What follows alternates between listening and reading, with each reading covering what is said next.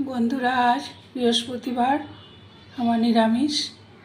অনেকেরই থাকে নিরামিষ। যাই হোক, আলু উচ্ছে ভাজা করেছি আর মুচমুচে করে ভেন্ডি ভাজা, সেটা আপনাদের বলছি পরে। টক ডাল, আলু পনির, ফুলকপি তরকারি আর পাকা পেঁপে আর শসা, এই হলো আজকের খাবার। আমি এই ভেন্ডিটার বৃত্তান্ত দেবো। আমরা ভেন্ডি একটা সাধারণ জিনিস, অনেকভাবেই খেয়ে থাকি।